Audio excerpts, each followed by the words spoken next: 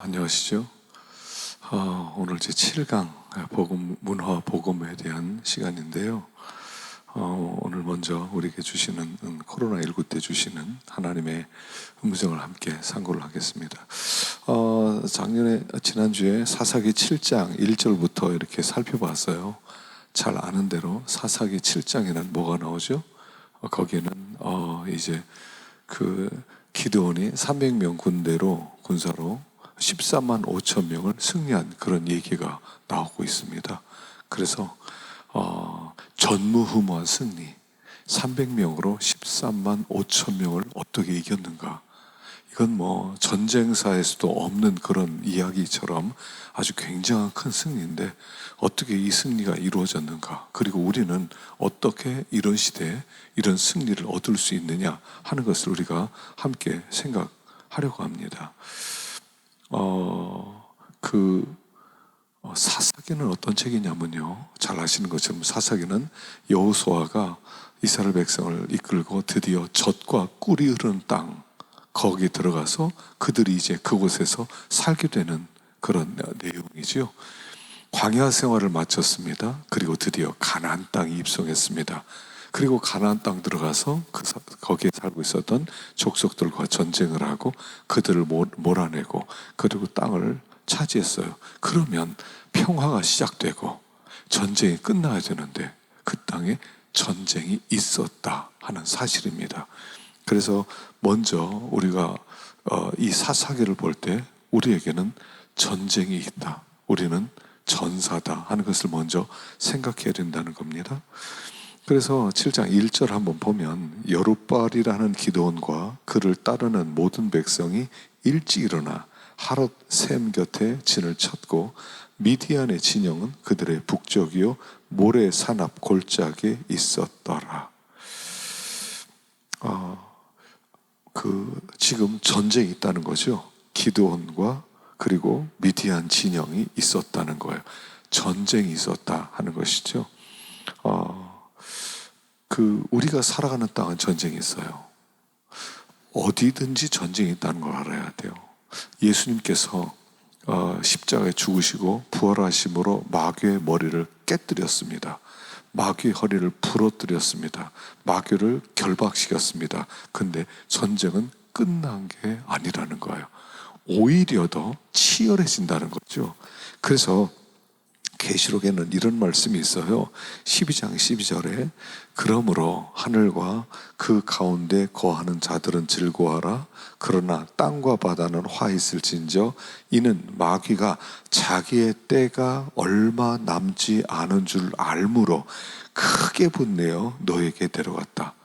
자, 마귀가 자기의 때가 얼마 남지 않은 줄 알고 크게 분내어 마지막 전쟁을 준비하고 있다 하는 겁니다. 그리고 용이 자기가 땅으로 내쫓긴 것을 보고 남자를 낳은 여자를 박해한지라. 남자를 낳은 여자는 교회입니다. 이 땅의 교회는 박해받는 교회다 하는 뜻이죠. 그래서 그 여자가 큰 독수리의 두 날개를 받아 광야 자기 곳으로 날아가 거기서 뱀의 낯을 피하여 한 때와 두 때와 반 때를 양육받으매. 자, 지금 마귀는 자기 때가 남지 않았기 때문에 최후의 발악을 하고 있다는 것이고요. 그래서 군사를 모으고 있는 거예요. 그래서 여기 계시록 20장 7절에는 이런 말씀이 있어요. 천년이 참에 사탄이 그 옥에서 놓여 나와서 땅의 사방 백성 곧 곡과 마곡을 미혹하고 모아 싸움을 붙이리니 그 수가 바다의 모래 같으리라. 바다의 모래 같은 적들이 우리 앞에 포진되어 있고 그 앞에 우리가 진영을 쌓고 있는 중이다 하는 거예요. 우리에게 굉장한 영적 전쟁이 있다는 것을 우리가 절대로 잊으면 안 된다는 것입니다. 어디든지 이 전쟁이 있어요. 어디든지. 직장에 나가면 직장에도 영적 전쟁이 있어요. 또 가정에 들어가면 가정에 영적 전쟁이 있어요. 어디든지 전쟁이 있어요. 교회는 어때요?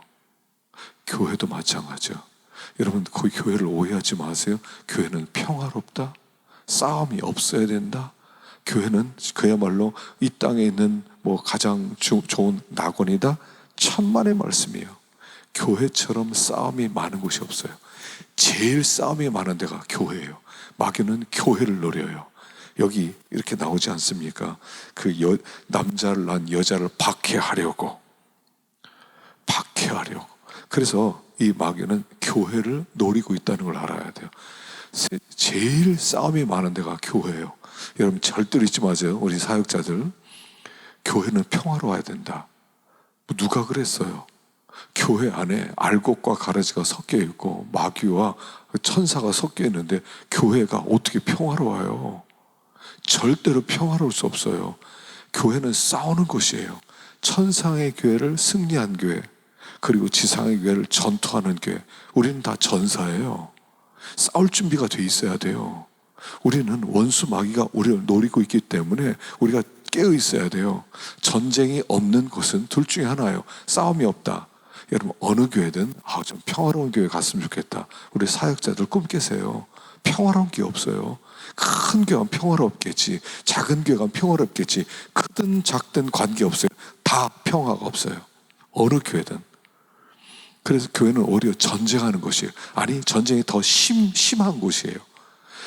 양의 옷을 입고 나오는 이리를 조심하라 그랬거든요. 여기는 양처럼 생기는 늑대들이 굉장히 많다는 거예요. 평소에는 몰라요. 그러나 언제 드러난다고요? 하나님의 일 합시다. 하나님의 교회를 부흥시킵시다.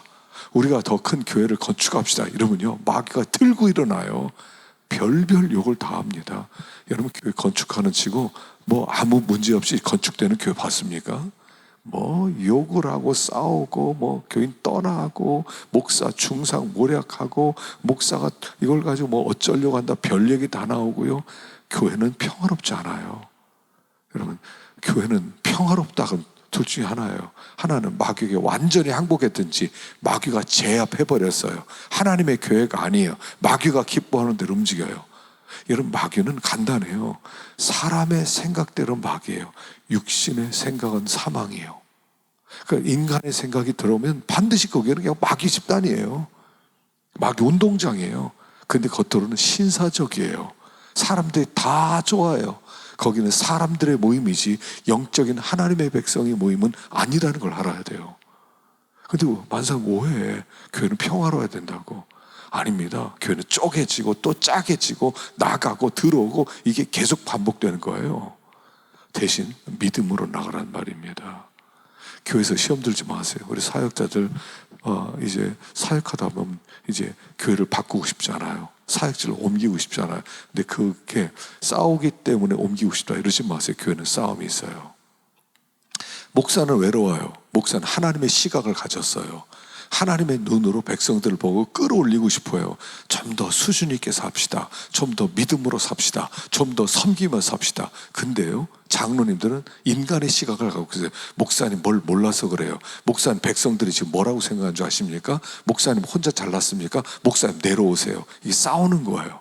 목사는 아닙니다. 여러분 더 수준 있게 삽시다. 믿음으로 삽시다. 장로들은 목사님 그렇게까지 하지 맙시다.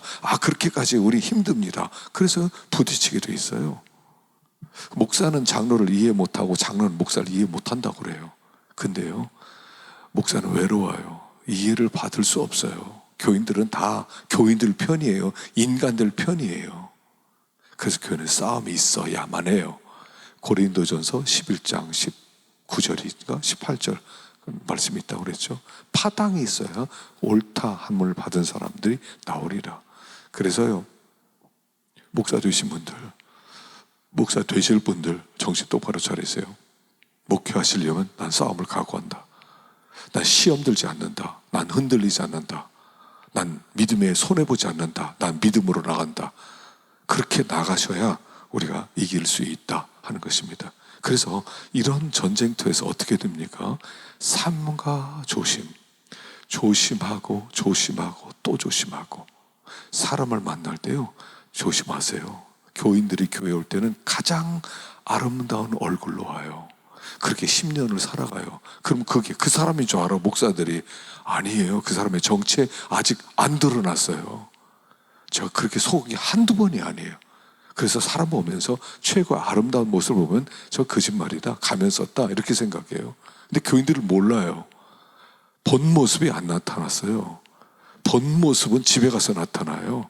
교회에서는 집에서 싸우는 부부 싸움은 그 모습으로 교회를 오지 않아요. 그러니까 우리는 속아요. 그래서 조심하셔야 돼요. 발톱을 세우라고 그랬어요. 고양이는 자기가 잡아먹을 그런 상대를 만나거나 어떤 자기가 위험해지면 발톱을 먼저 세웁니다. 그리고 핥혀댑니다. 자기를 보호하려고. 여러분, 믿음의 손해를 이렇게 해서 예수님이 발톱을 세웠어요. 베드로가 예수님 십자가 지지 마세요 할 때 발톱을 세우는 거예요. 사탄아 물러가라. 이거 할 수 있어야 돼요. 어떻게 베드로 같은 사람이 사탄이 됩니까? 예수님의 수제자인데, 수제자도 사탄이 될 수 있다는 것을 알아야 된다는 거예요. 조심하세요. 사역하면서 우리 목회자가 시험 들면 교회는 무너지게 돼 있어요.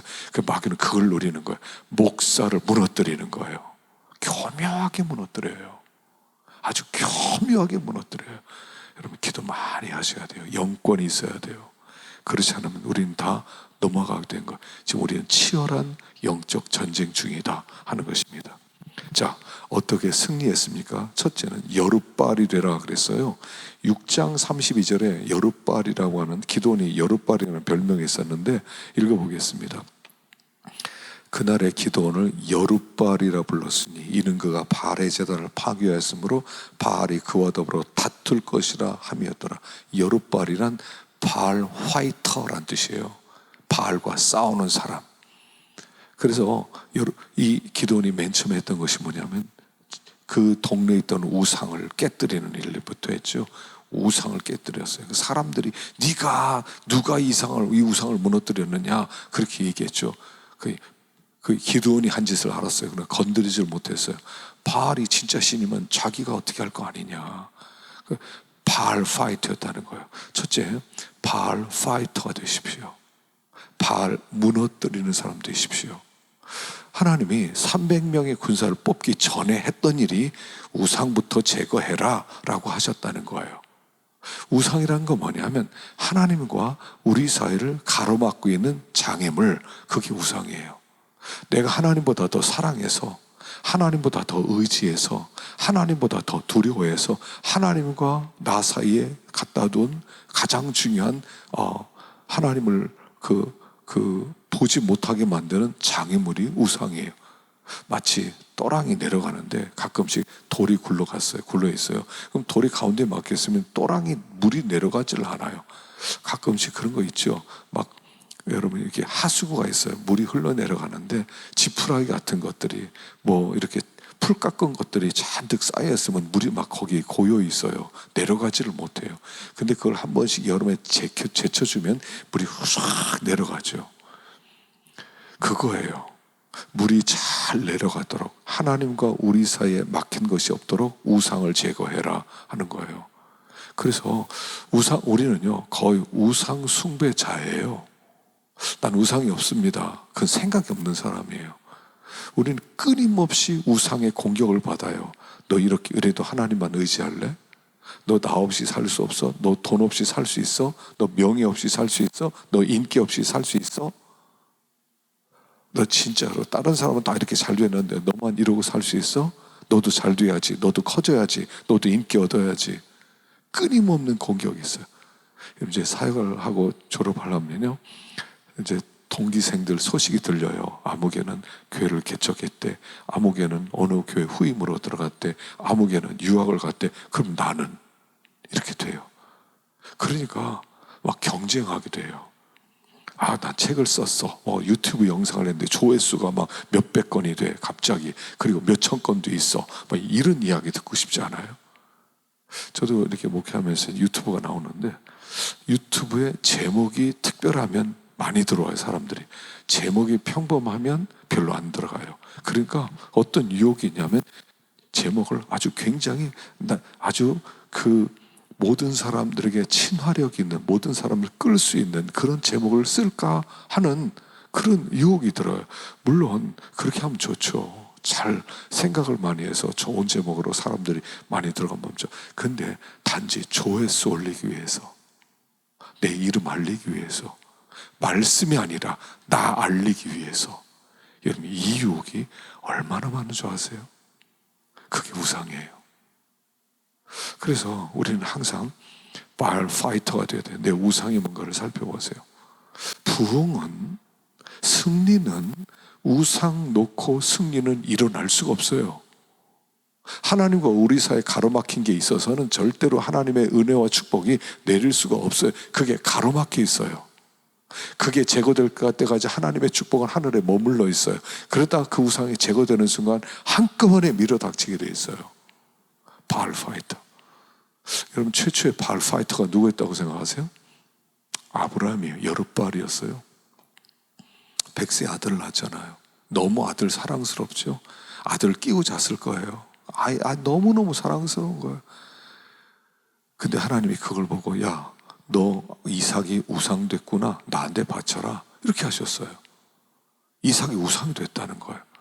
그래서 네, 알았습니다. 그리고 이삭을 바치러 가요. 3일 길을 걸어갔을 때 아브라함의 걸음이 얼마나 무거웠을까요? 굉장히 무거웠을 거예요. 그런데 그는 그 아이들을 이끌고 모리아산으로 올라갑니다. 그리고 아이의 가슴에 칼을 꽂으려고 하는 순간 됐다. 우상이 제거된 거예요. 자식의 가슴에 칼을 꽂으려는 순간이 그때 우상이 제거되는 거예요. 다시 말하면 우상 제거는 뭔지 아세요? 죽는 거예요. 너를 죽이라는 거예요.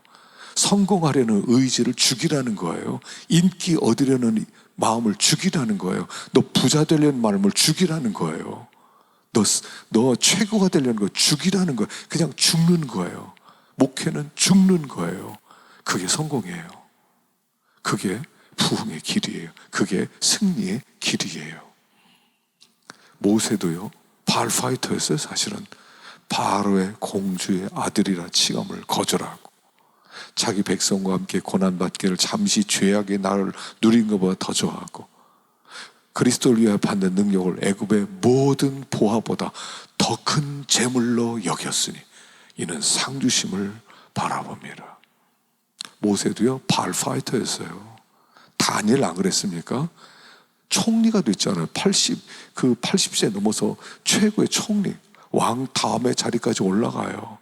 그 사람들이 막 시기하고 죽이려고 그래요. 그리고 왕명이 내리죠. 30일 동안 누구에게든 기도하지 마라. 왕 외에는 기도하지 마라. 그게 뭡니까? 나 기도하면 나 총에서 쫓겨나지. 총리가 우상이에요. 근데 우상이 될 수 있는 그 총리 자리를 내려놓는 거예요. 죽는 거예요. 총리 안 해도 좋아. 나 하나님과 기도하겠어. 하나님께 나아가겠어. 총리라고 하는 우상을 내려놓는 거예요. 그래서 그가 여룻바알이 되는 거예요.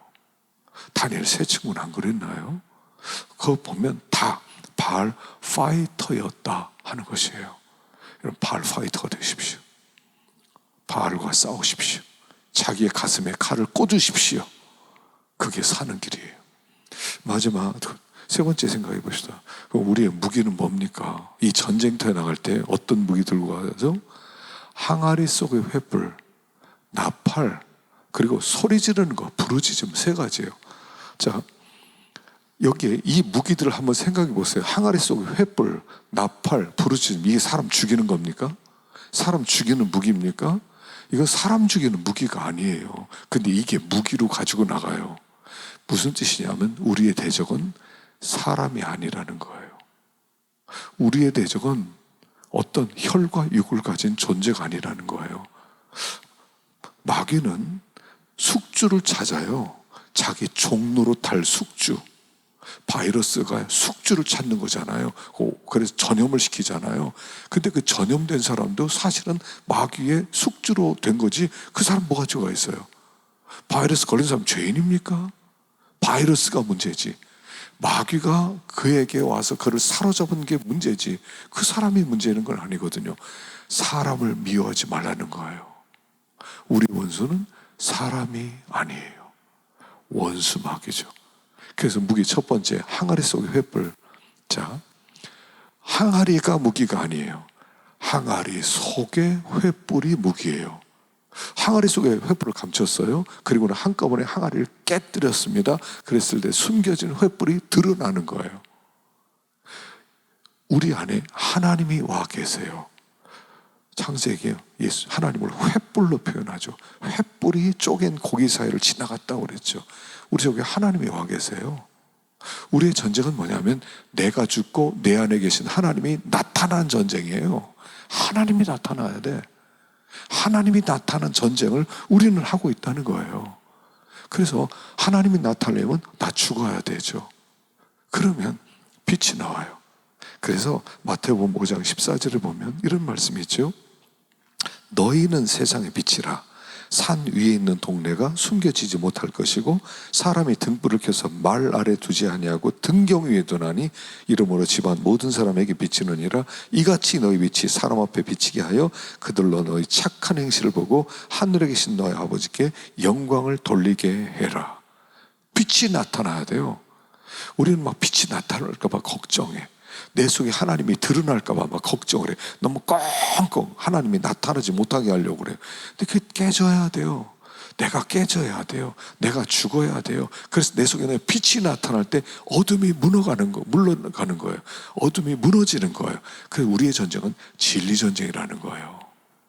진리의 빛을 밝히고 하나님을 드러내는. 우리의 존재하는 목적은 한 가지입니다. 하나님의 살아계심을 증명하기 위해서 내가 여기 존재하는 거예요. 그러니까 사람들이 나를 보면서 저 사람 보면 하나님이 살아계셔, 이런 말을 들어야 돼요. 저 사람 보니까 하나님 살아계셔, 이 말을 들어야 되는 거예요. 그래서 하나님이 살아계심을 드러내는, 증명하는 존재니까 나는 깨져야 돼요. 이 항아리는 깨져야 돼요. 자꾸 항아리를 자랑하려고 그래요. 나를 자랑하려고 그래요. 나는 죽어야 돼요. 나는 깨져야 돼요. 그랬을 때 주님이 나타나는 거죠. 첫째, 자기를 죽이라는 거예요. 두 번째는 나팔이죠. 여러분, 나팔은요, 복음이에요, 복음. 복음에 예비한 것으로 신을 신고, 신 신는 이유는 뭐냐면 전진하기 위함이에요. 복음은 우리를 전진케 하는 유일한 방법이에요. 여러분, 목회하실 때 전도 안 하면 부흥 안 합니다. 있는 교회 내가 유지하겠다? 교회는 떠나게 돼 있어요. 자꾸 들어와야 돼요. 들어오지 않으면 그 교회는 죽어가는 거예요. 그건 전도예요. 이 미디안 세력들을 향해서 우리는 복음을 증거할 때 우리는 전진하게 되는 거죠. 그래서 복음을 증거할 때 그곳에 생명의 역사가 나타나요.